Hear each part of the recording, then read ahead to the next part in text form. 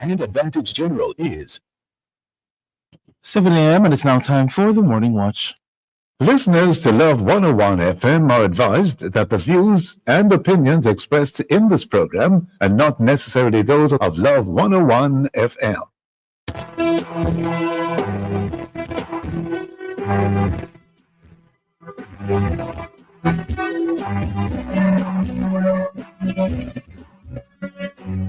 Welcome to the Morning Watch on Love 101 FM. I'm your host, Toussaint.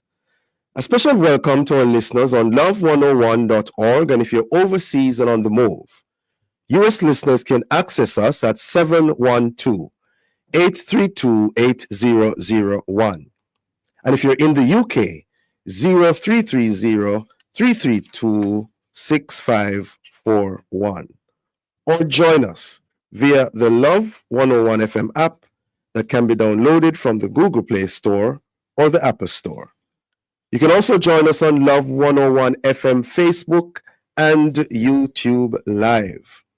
In the first watch today, Portmore as the 15th parish.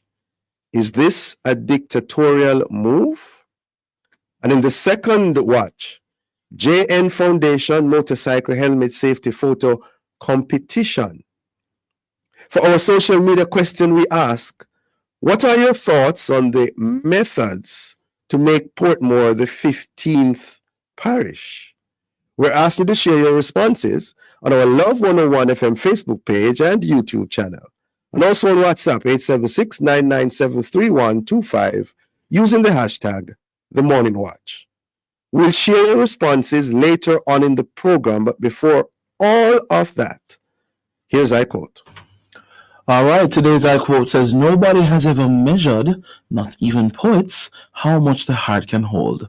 This one is from Zelda Fitzgerald.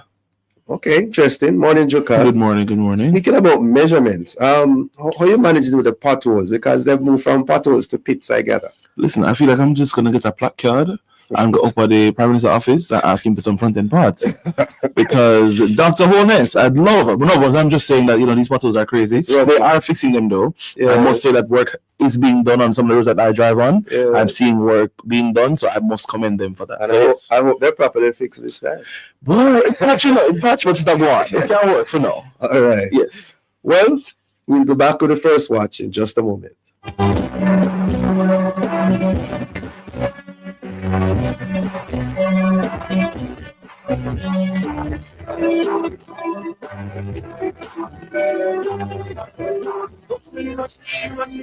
The Sagicor Sigma Corporate Run 2025, in its 27th year, is set for Sunday, February 16, beginning at 6 a.m. on the grounds of Emancipation Park, New Kingston. Join the Love 101 FM family as we will be live on location to share this event with you and help raise funds for the Kingston Public Hospital, Father Holong and Friends Foundation, and Sir John Golden Rehabilitation Center. That's the Sagicor Sigma Corporate Run 2025, Sunday, February 16 at 6 a.m. live on the family station Love 101.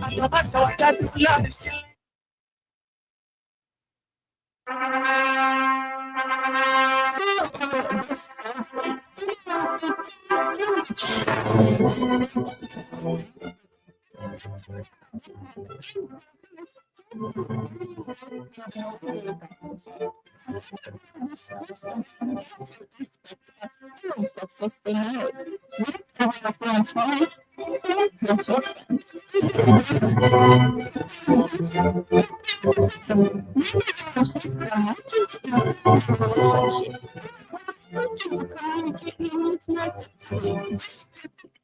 For you, don't miss out on the truly marvelous program to have and to hold this Thursday, February 13 at 5:30 p.m. only on the family station.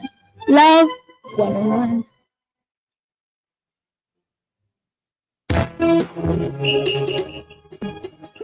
Get ready to take a trip down memory lane. This is Throwback Thursday, February 13 inside Alive.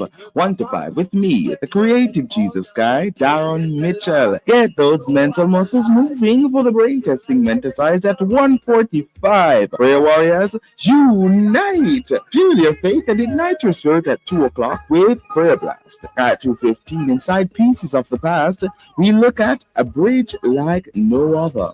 The fascinating history of Jamaica's Flat Bridge. Take a musical trip back in time at 3 o'clock with our Throwback Thursday playlist. Stick and stay for more fun. Coming your way as Auntie Vashti wraps things up inside Alive with a Small People Show. All this and more will come alive inside Alive.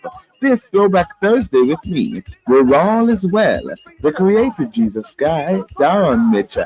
Only on the family station, Love 101.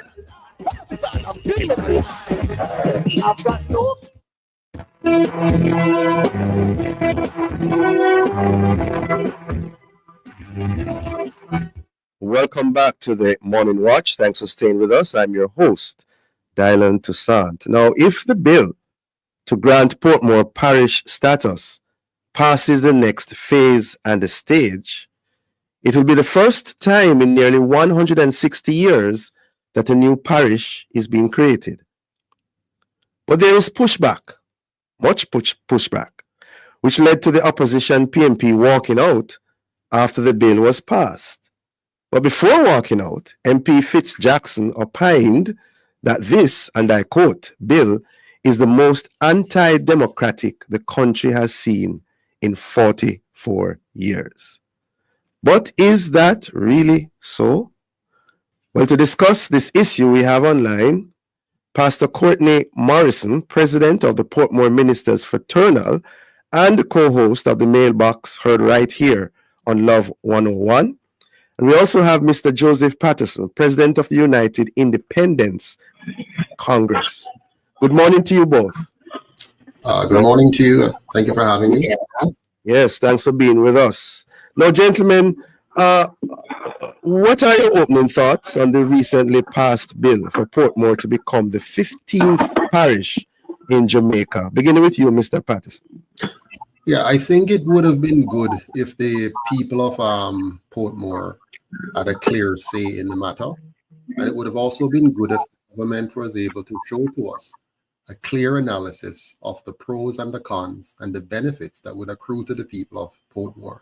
As far as I see it right now, it appears to be more the Prime Minister seeking bragging rights and the Prime Minister and his party seeking a way to manipulate the boundaries to benefit themselves in the election. I don't see this as something being done to benefit the people of Portmore. Okay, Pastor Morrison, same question to you, your opening thoughts. What are they? I have to be careful to differentiate between being the ministers fraternal. Okay. First of all, the idea of Portmore becoming a parish, and this is just history, came up first with the PNP under George Lee. And it was something at the time that I believe persons were looking forward to in Portmore. I've lived in Portmore since 1972, moved out in 1980, came back, and living back in Portmore for the last 29 years. So I've been there for quite some time. And I've watched Portmore evolve into the city it is. I remember also at the time when George Lee died, that we had now Mayor Leon Thomas being the mayor, that at the time there was no such thing as an acting mayor. And the then governing party, the PNP, just moved a motion and asked him to become the mayor. And it wasn't seen as anti-democratic that there was a vote. My thing is, for both parties, they seem to be trying to say who can establish what to come to a position of who looks good in the eyes of the people. And that has always been one of the big political moves of parties in terms of manipulating boundaries. You know, I didn't know this until the last local government that persons in Caribbean states weren't allowed to vote even for the mayor. And that's concerning. Mhm. And the fact that they are in Portmore and yet they couldn't vote for the Portmore mayor. Why was that? You know, I'm not sure what to rule there. But being a part of the Ministers Fraternal too, we were afforded the privilege of having a meeting with the team that were looking at the boundaries and the both boundaries that were suggested by both parties. And it seemed to me, I could be wrong, somebody could correct me, that what the team did was to capture both what both parties suggested and just do a circle around it and say, okay, these are the boundaries. Mm. If that is true, then I'm wondering why the opposition no. If it is not true, then I love to see the proof that I hear our mayor, or not our mayor, our MP, as I'm constituent to this Jackson, is talking about. I think the thing needs to be as objective as possible. Yes, the people of Portmore should have a say without question. But even the thought about most of our parish never start with most infrastructure, but when they became a parish infrastructure, then became compulsory basically. And I guess I just want to be a part of living in an historic city. But for the ministers fraternal, we have not come to a consensus. We have not agreed on what's happening, but we want to hear more. The benefits, I know one of the major benefits that was pointed out in a meeting was the one of Portmore, Greater Portmore. Portmore in itself is one of the most compliant land tax in terms of paying taxes. And when the taxes are divided in the entire parish of St. Catherine, then Portmore doesn't get a good share. And I think in becoming a parish, if that were to happen, Portmore would look better. And it's already one of by far the most developed area in our St. Catherine area. Yeah. That's my opening statement. Yeah, interesting. Well, for the record, gentlemen, we're talking about parish status. What is your understanding of the criteria for achieving such? In other words, what makes a parish a parish? Mr. Patterson, do you know? No, I actually don't know what makes a parish because we have had parishes now for 160 years. What I do observe, however, is that being a parish doesn't seem to mean much because we've had parishes now for many years. We have 14 parishes. Look at the condition of those 14 parishes and ask yourself the question, how will Portmore becoming a parish change the condition of life? How will life be improved for the citizens of Portmore? And the way to look at that is to look at other parishes. How has life improved for Hanover? How has life improved for St. Thomas? How is it going for St. Mary? And they have been parishes for many, many, many, many years. So the question is, why the rush? Is this the best use of our time? Is this the best use of our money? When Portmore becomes a parish, you will now have more government offices and more government staff. So you're going to be paying a lot more money. Are we using the little money we have now very well? Or will we simply have more expenses, but still poor quality public services for the citizens of Portmore? Interesting. Pastor Morrison, your take on that? What makes a parish, do you know? You know, that's also a very good question. I agree with my colleague that we don't seem to have a clear definition of what makes a parish, but it has now become a highlight with the proposal of the bill was passed that since that Portmore becomes a parish, has to government offices and spending up more money. As I said, one of the things that already boggles my mind is there was a figure that was given just last year in a meeting where we saw how much Portmore collected in terms of that, and not even 1 cent of that came to Portmore, you know. And I still believe, if it's me, yeah, before you go there, Courtney, we're up on a break, all right? Hold that thought, we'll be right back. All right. Do more on the go. Discover a new and convenient way to send money abroad with the GK1 app. Download GK1 from the Google Play Store or Apple App Store to send with Western Union today. The time by Grace Kennedy Remittance is 7:15. For insurance, Advantage General puts you in the driver's seat. Purchase online.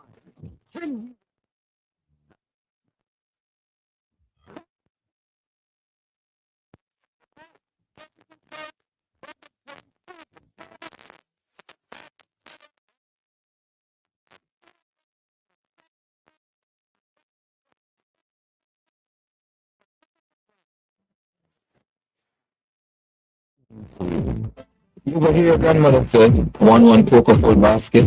Well, it's true. Saving protects you. You should save for an emergency fund, which can come in handy in the event of illness, job loss, or unexpected financial shocks. Saving can help you manage your expenses and reduce financial stress. Saving provides you with financial freedom. This financial literacy tip was brought to you by Bank of Jamaica, building an inclusive economy. Honestly, that people, that's a dangerous attitude to take about gender-based violence. A harmful problem affecting all of us. For real, it is funny. Man and woman thing can affect whole family and community. Get the facts. In WNW, We Talk Facts campaign, let's foster a culture towards safety and support for victims of gender-based violence. Learn more at WNWJA.org.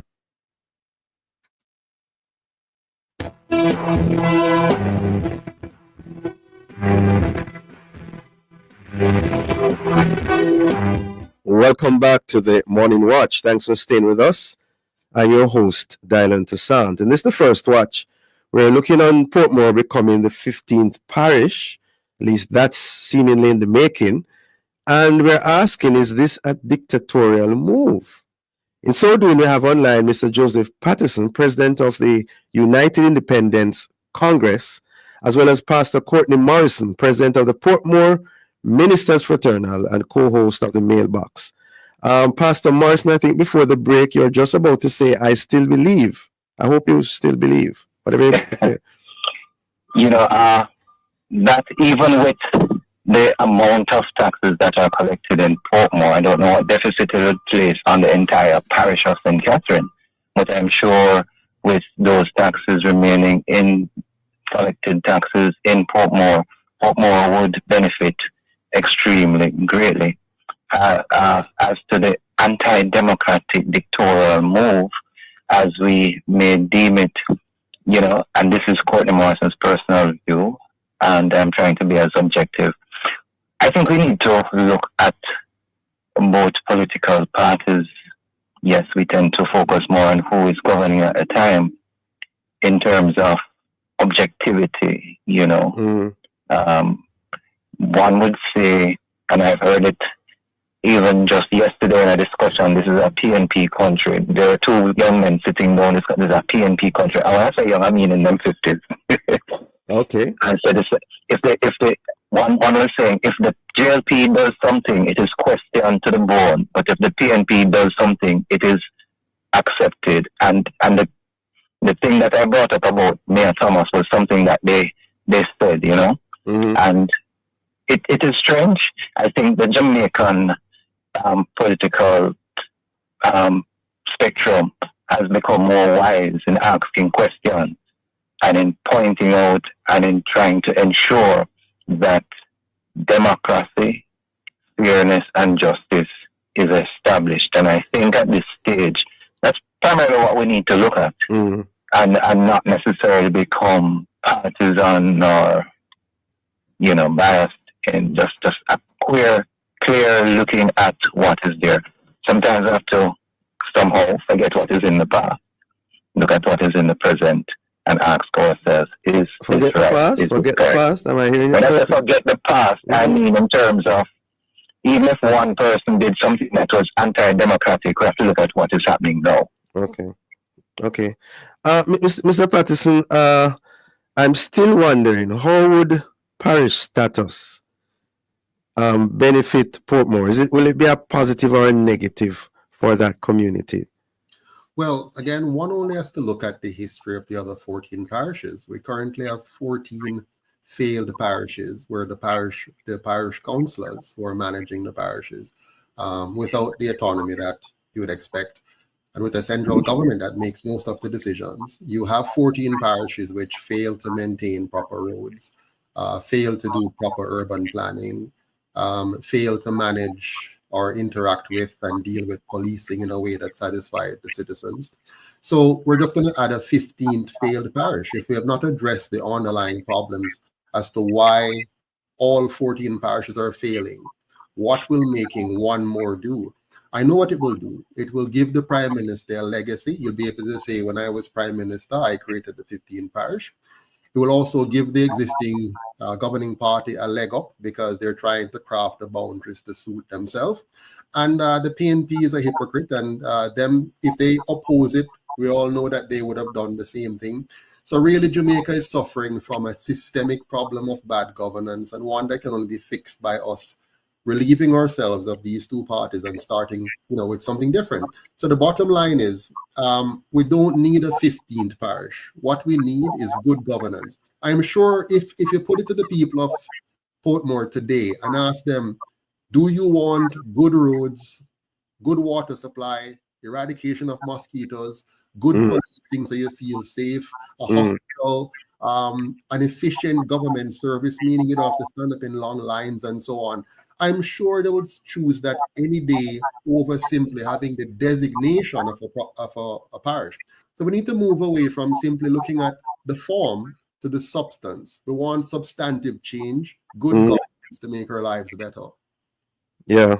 I'm throwing a question to you as well, Pastor Morrison. How would parish status benefit Portmore or not? Well, let me firstly say I agree with my colleague again to an extent. I will never agree with we have 14 failed parishes. I will agree with wanting better roads and all that. I believe the level of governance in each parish needs to become elevated.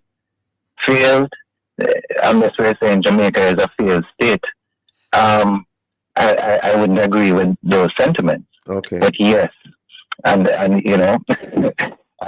can't keep a stiff jacket on every day. When I heard him speak of eradication of mosquitoes, and they're talking about the national bird for Portmore being the mosquito. Yes. I'd love to point out that most mosquito-borne diseases never started in Portmore. Okay. But there are so many things that are anecdotal, but are not empirical in terms of proof. And I do believe that we can benefit. We can benefit. I don't know if these allegations are true that I'm about to state, where the idea of putting in a hospital for Portmore, that one was started down closer to the Westchester end of life in Portmore. Right. The structures are there. And then was heard that the funds had to be diverted to Spanish Town for upgrade. Not sure if that is true, just saying what I've heard. And a market. A market as well, people are saying. Where is that? Yes. Yeah.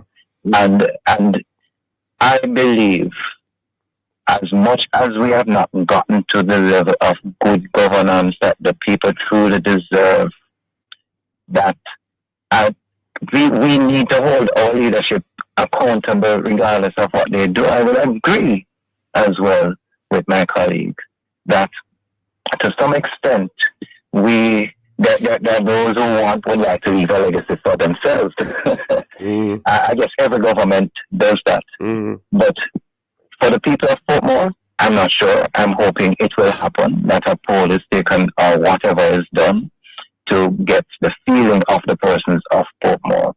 And I believe it is dependent on whatever is skewed as to what the results of that poll will be. Yeah. But, it is what it is. I don't know if my cross-section of persons in Portmore is valid. I'm not one of those great pollsters such as Don Anderson, but it would seem that majority of who I've spoken with seems to be in favor of it. Interesting. And I'm happy you went there, because I was about to ask you first, Pastor Morrison, There are claims that many of the residents of Portmore were not consulted on the matter.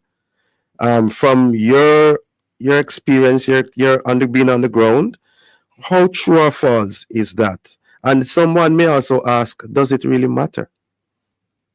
I don't know. I can't answer that last question of does it really matter. I think it should, but though. But in terms of whether or not the people of Portmore have been consulted, to an extent, because I am aware of different meetings that were called for different stakeholders in Portmore to voice. To deal with this issue? Voice the concern. Is it to deal with this specific issue those meetings were called?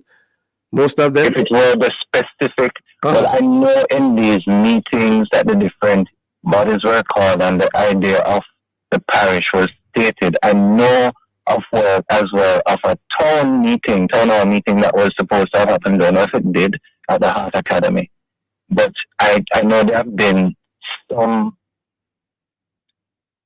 and notice I'm saying some attempt, but the process could be wider, greater, because as I said, we were privileged as ministers at the Portmore fraternal to be privy to looking at what the suggested boundaries were and what was then seemingly what was decided on. Yeah. So I'm not sure. Okay. Well, from what you just said, it doesn't seem as if there's an overwhelming view on the matter in terms of persons being able to meet. If from Portmore, it just seems as if there are some. You use the word some, right? And I'll go further to say this. We invited so many ministers from the fraternal to be a part of that meeting when we were meeting with the body that was actually looking at the thing. And we never got more than 10 persons out of where we have more than 120 churches in Portmore. Which might be a reflection of how persons are thinking on this issue, that then I don't see it as a... Well, generally, I am seeing a lack of participation of our ministers when it comes on to issues such as these. That's my conclusion on the matter based on being the president for the past couple of years and being the minister's fraternal for at least 10 years. Yeah. Mr. Patterson, your take on that in terms of the residents of Portmore, from what you have heard, have they been adequately consulted? So I lived in Portmore for a number of years. From, I think, about 11 years, I lived in Portmore. And looking back at the state of the Portmore today, you have seen a lot of construction being done and so on. But the people are generally busy just trying to survive. We live in a very harsh Jamaica, a very harsh economy. And uppermost in the minds of people are not for Portmore to become a parish. It may sound nice and tantalizing. It sounds pretty, and some people will just speak out of ignorance. But the government has not put forward a clear and objective analysis that would enable the people to give a meaningful response when asked, should Portmore become Jamaica's 15th parish? People may say yes just because it sounds good, but they need to understand that becoming the 15th parish will mean absolutely nothing if you look at the example of the other 14 parishes. And what the people want and should demand is good governance so their lives would be improved. The road conditions, the environment, the green spaces, having to pay toll to go from their homes to Kingston is a major problem. The gridlock of the traffic trying to get out of Portmore to go about their business, the stench of sewage problems in some communities. So the people want redress at the grassroots level, at the real practical levels of their lives. Nothing is wrong with being a parish, but why be a parish when the problems that you now have will be the same problems you will have after you become a parish? They'll go to bed one night with one set of problems, and they'll wake up tomorrow with the same problems, plus the additional cost of government of being a parish. Yeah, so are you saying that maybe the people have spoken by their absence? Absolutely. By them, they're not interested. It's not really a major issue for them. And especially those persons who are not living in a cocoon.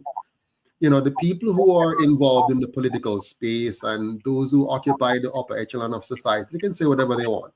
But the average men and women are suffering right now in this country, regardless of any statistics the Prime Minister may put out there. The people have poor life and they're struggling, and they need a government that cares enough to fix Absolutely, hear me loud and clear, Mr. Patterson. Thanks, and also Pastor Morrison, for joining us this morning. Have a safe and productive day, gentlemen. Thank you.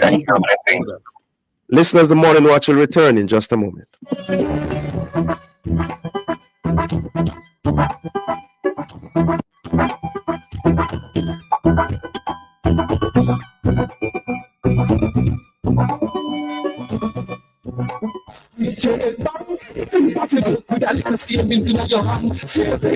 Time by Gem Bank is 7:30. Are you looking for modern faucets to transform your home or commercial property? The Home of Faucets is your place to be. We are located at Shop 42 Leaf Mall, Caledonia Road, Mandeville, Manchester. We also provide free island-wide next-day delivery. Contact us on Instagram at Home of Faucets, by telephone at 876-492-4810 or homeoffaucets.com. Home of Faucets, contributing to modern satisfaction. Jamaica's gangs are like packs of rats. They live in filth and try and drag us all in there with rats, spreading the disease of violence and corruption everywhere. But like a pack of rats, they can be eliminated rats with your help. If you have information on gangs, call Crime Stop on 311. This message is brought to you by Crime Stop and their marketing partners, Lime and NCB. It's February 50 sales event at Home and Things is here. Take $5 off every $50 you spend. Save big on the brands you know and trust, from beautiful Spanish and Brazilian tiles to exquisite bathroom fixtures and faucets from Corona, Moen, and other top brands. Check out stylish doors, windows, paints, and home decor that inspire beauty and elegance. It's the February 50 sales event happening now. Open Report and Thompson Spring Room.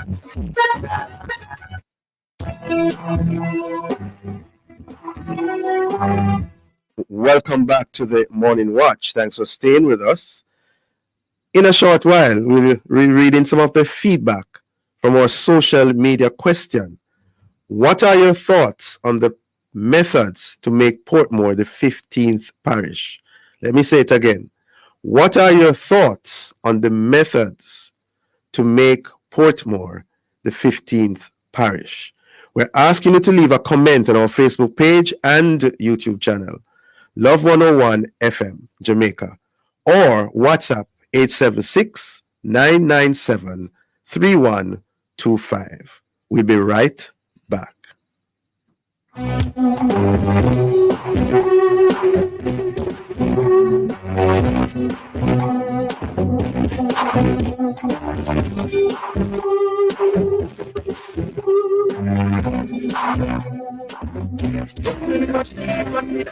The Sagicor Sigma Corporate Run 2025, in its 27th year, is set for Sunday, February 16, beginning at 6 a.m. on the grounds of Emancipation Park, New Kingston. Join the Love 101 event family as we will be live on location to share this event with you and help raise funds for the Kingston Public Hospital, Father Herlong and Friends Foundation, and Sir John Golden Rehabilitation Center. That's the Sagicor Sigma Corporate Run 2025, Sunday, February 16 at 6 a.m. live on the family station, Love 101.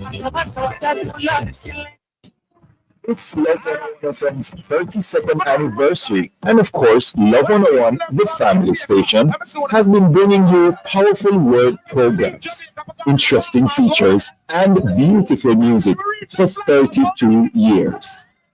Youth Connection will be sharing with you some of the great songs through the years in our feature 32 Top Gospel Songs of All Time.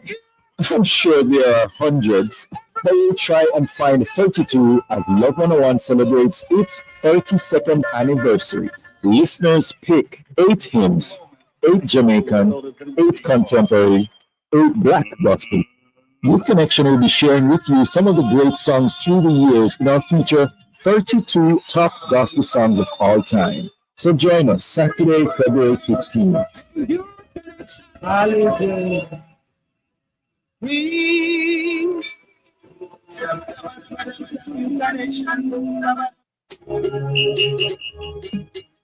Get ready to take a trip down memory lane. This is Throwback Thursday, February 13 inside Alive. 1 to 5 with me, the creative Jesus guy, Darren Mitchell. Get those mental muscles moving for the brain testing mental at 1:45. Prayer warriors, unite! Fuel your faith and ignite your spirit at 2 o'clock with Prayer Blast. At 2:15 inside Pieces of the Past, we look at A Bridge Like No Other. The fascinating history of Jamaica's Flat Bridge. Take a musical trip back in time at 3 o'clock with our Throwback Thursday playlist. Stick and stay for more fun. Coming your way as Auntie Vashti wraps things up inside Alive with a Small People Show. All this and more will come alive inside Alive. This Throwback Thursday with me, where all is well. The creative Jesus guy, Darren Mitchell. Only on the family station, Love 101.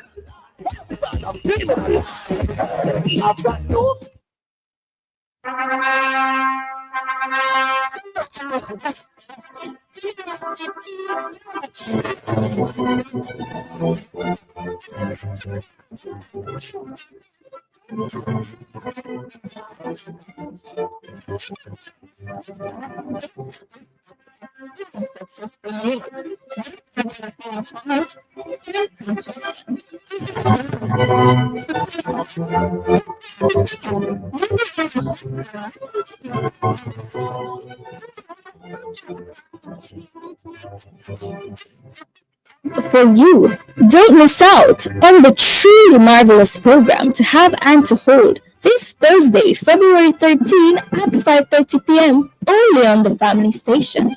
Love 101.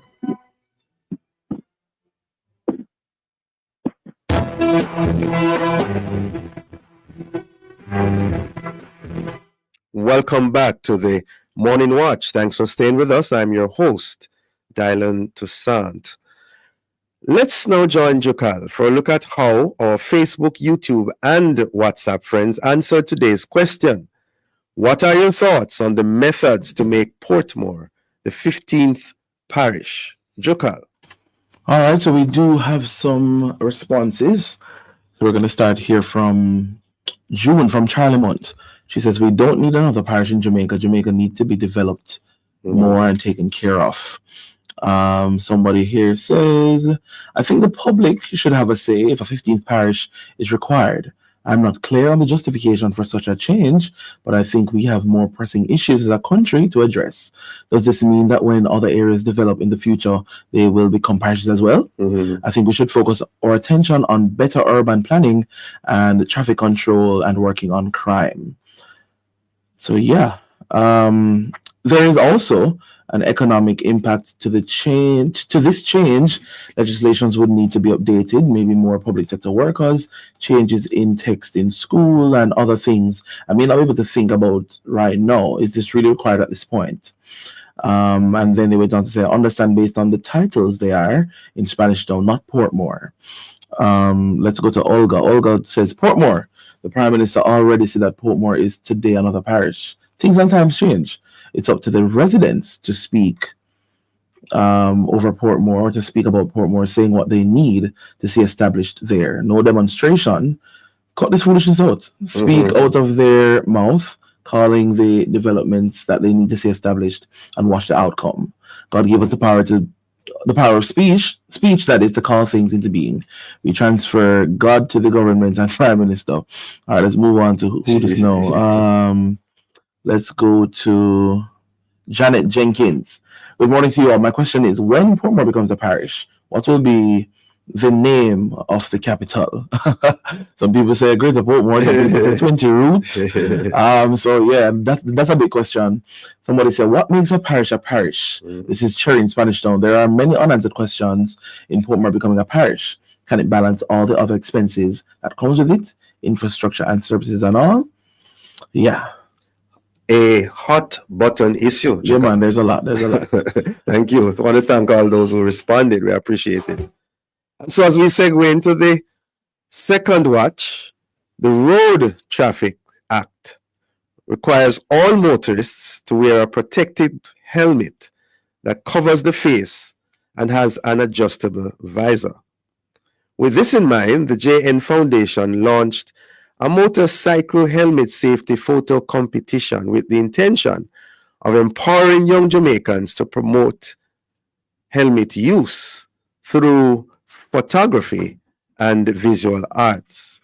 Well, to tell us more about this unique competition, we have online a lady with a unique first name, Shamonique Dawkins. She's the People's Choice winner of the competition.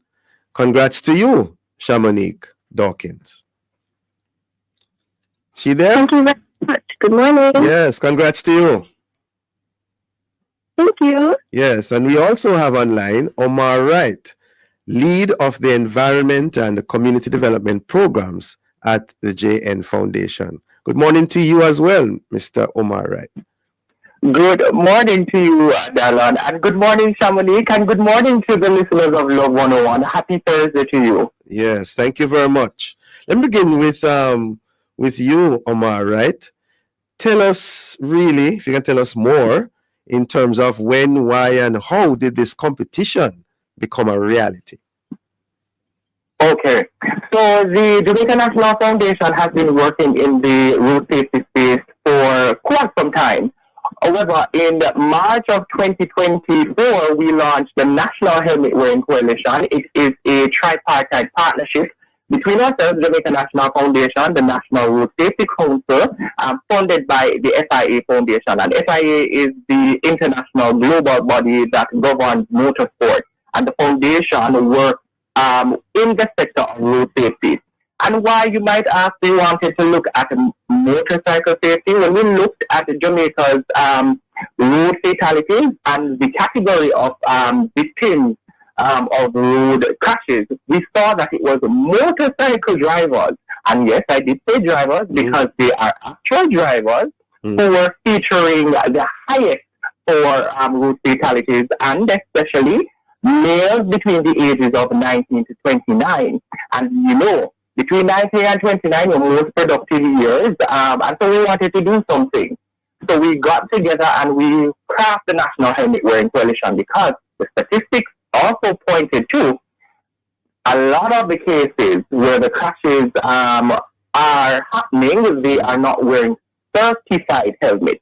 So we wanted to engage the motorcycle driving population as well as their peons to encourage them to wear certified helmets. And so we started that work last year. One of the things that we realized when we started to engage with the community, that's the community of motorcycle drivers as well as pillion passengers, we recognized that they had some expressions. The helmets are not attractive. They didn't understand even why it is that they needed to wear a helmet to protect themselves.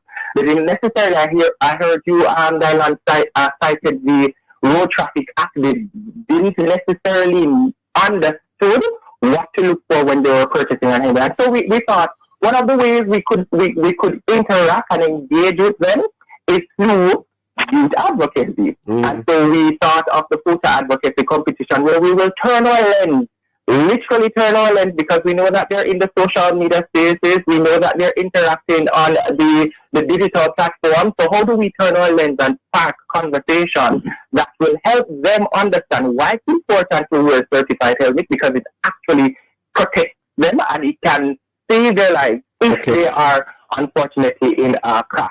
And so we thought about doing a photo advocacy competition, but not only photo advocacy, the circle of influence.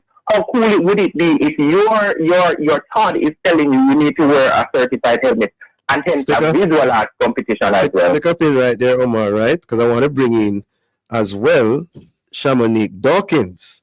I want to ask you before the break, which is in a short while, why and how did you manage to enter this competition?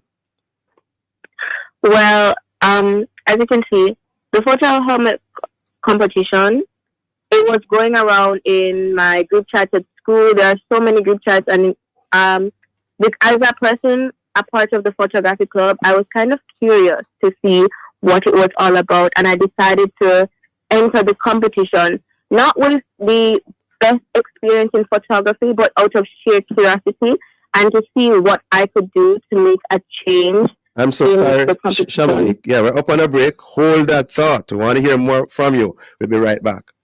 Okay.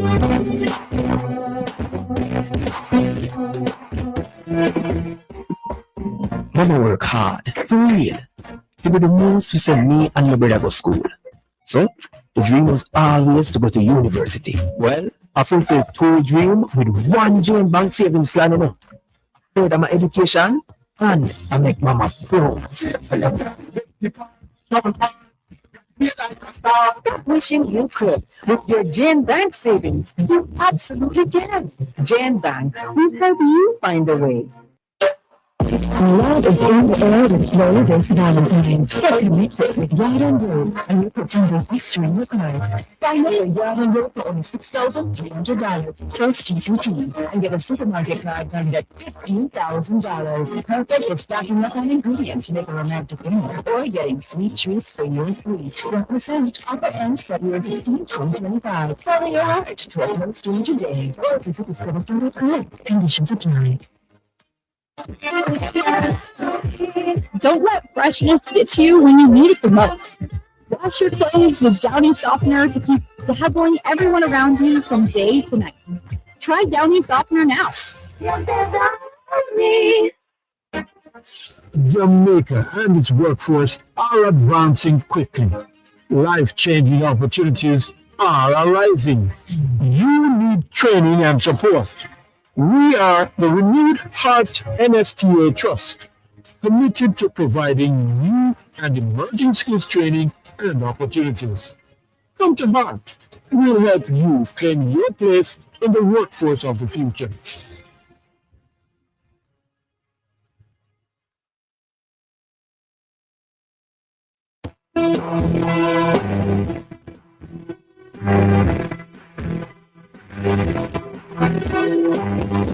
Welcome back to the Morning Watch. Thanks for staying with us. I'm your host, Dylan Toussaint, and this is the second watch. We have been discussing the JN Foundation Motorcycle Helmet Safety Photo Competition.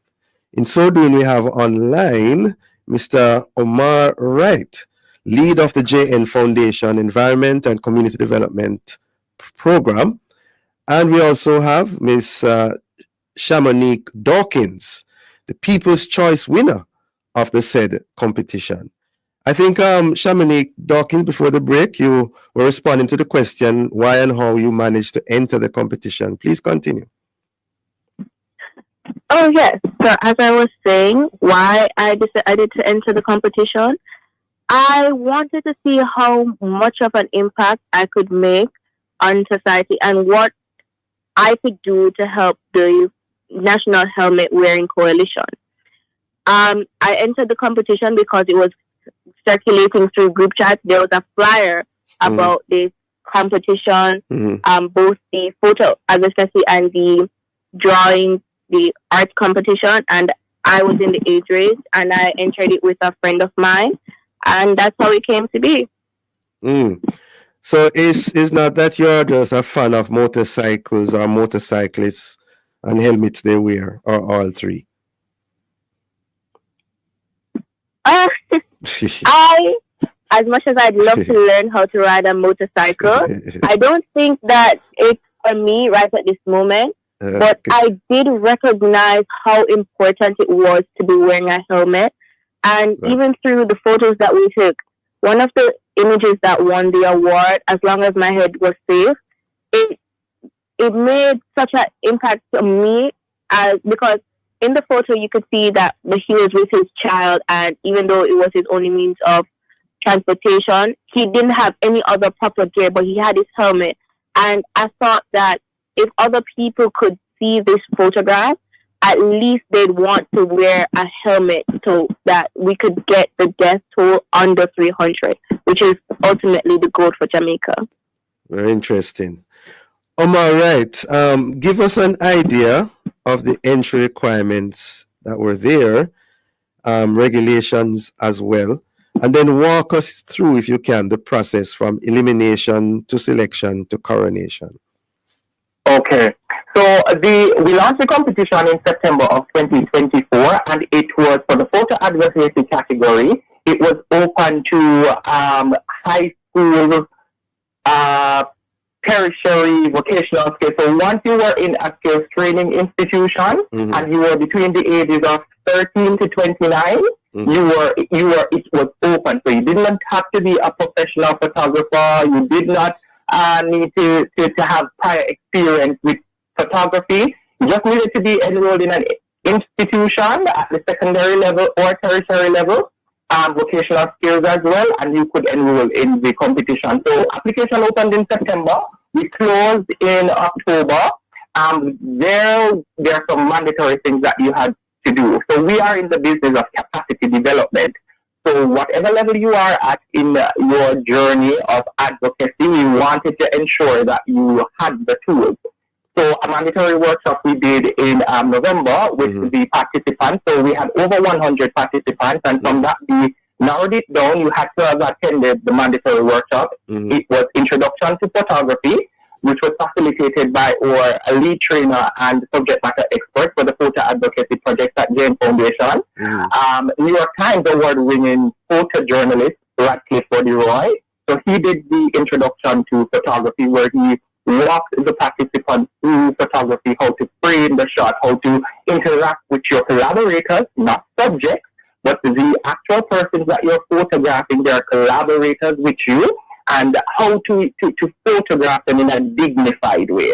That was very important. And how to get releases. How do you have a conversation with this person to say to them why is it that you're photographing them, and to represent them in a dignified way. And then we introduced the concept of advocacy, and that was facilitated by Carol Narcisse, who did the Introduction to Advocacy for us. And then after we had the workshop, then there was an opportunity for the participants also to have an hands-on, in-the-field experience. And so we had a photo walkabout, where participants again had the opportunity to go out with Roddy, and to put in practice what they would have learned through the workshop. And so there it narrowed again. And then finally we had check-in sessions. So after they've done the workshop and they participated, for those of the participants who were able to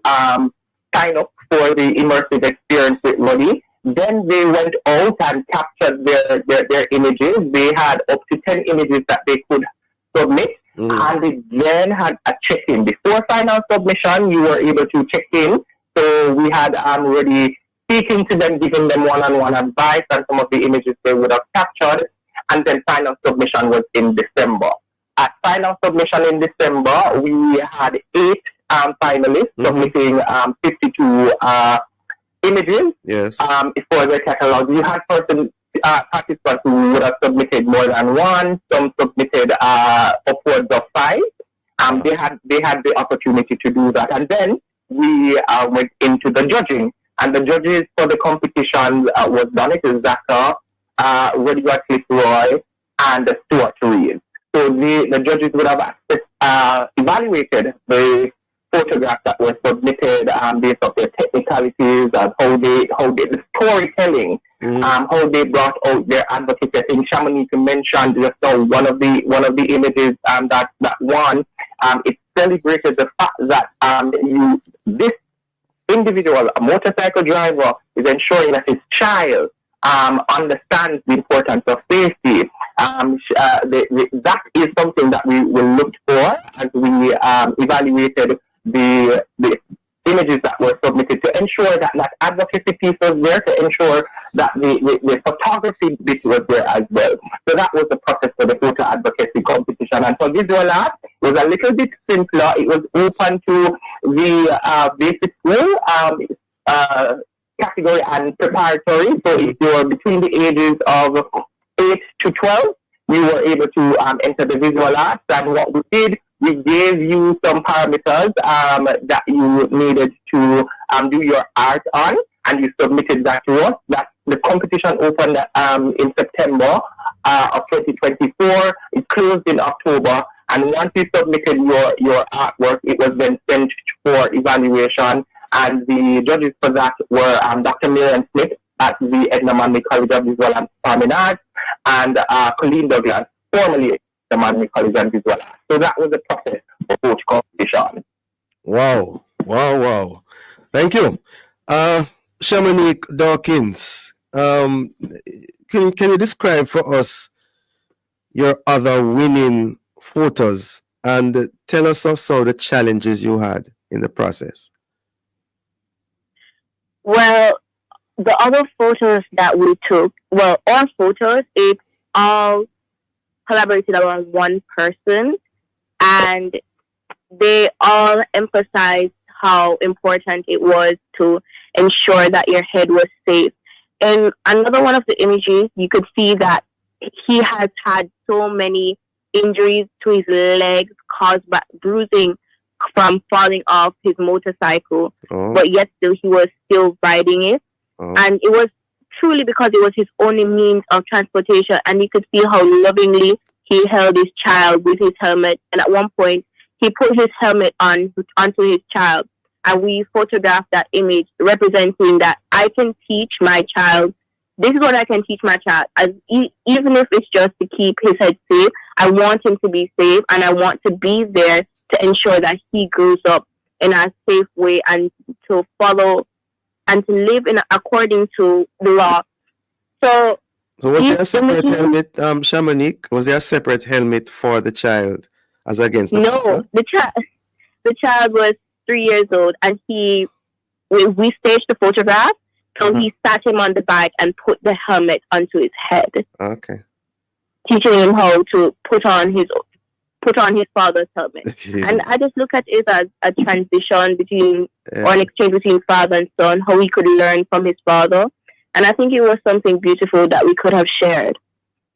And if I might add, Diana, and that's an important point that you raised there, the helmet for the child. Yes. Unfortunately, and this is one of the things that the National Helmet Wearing Coalition is working and actively advocating for. Currently in our market, as it is, and we've done the research, we do not have currently in our market child-friendly certified helmets. So when a child is on a motorcycle as a peon, there is not a supply of that currently in the market. And so we're advocating for that to be solved. Right. But for the record, if both persons, if the father and the son, for example, were commuting on the road, the child should have on a helmet as well as the father.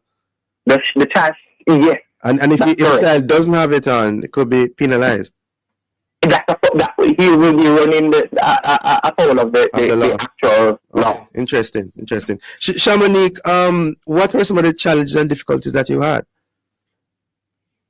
Well, some of the challenges were, it was a little bit hard for us to find the images. So when you're on the road and you're taking photographs, majority of the time, people who are wearing helmets and are on their motorcycles, they're busy people. So to capture a moving image was really difficult, and which is why we chose to have a staged image with someone. But even though the image was staged, I do think that it was able to bring across one of the most important parts of this competition. So were there persons who, when you asked, they were reluctant to have you take their photo? Or everybody was just willing? Of course, there were people that were reluctant, and I think one of the best ways that you can help with this is to just try to talk to them and help them have a general understanding of what it is that they are being a part of. And even though they were reluctant and some people didn't want to take or be a part of the images, we did get to inform them of how important wearing a helmet was and what we were trying to achieve. We have to leave it there. Interesting stuff. Thanks for joining us, Miss Dawkins and Mr. Wright. Have a safe and productive day. Thank you so much. Thanks for having me. You are welcome. Thank you, listeners, for being with us. For information or get copies of this program, call our production department at 876-968-9596-7. This has been the Morning Watch. Thanks to our producer, Kathy Gale, and our guests, Please join Mr. Stokely Marshall next week as he continues to look at the issues of the day. I'm Dylan Toussaint, handing you back to Love in the Morning.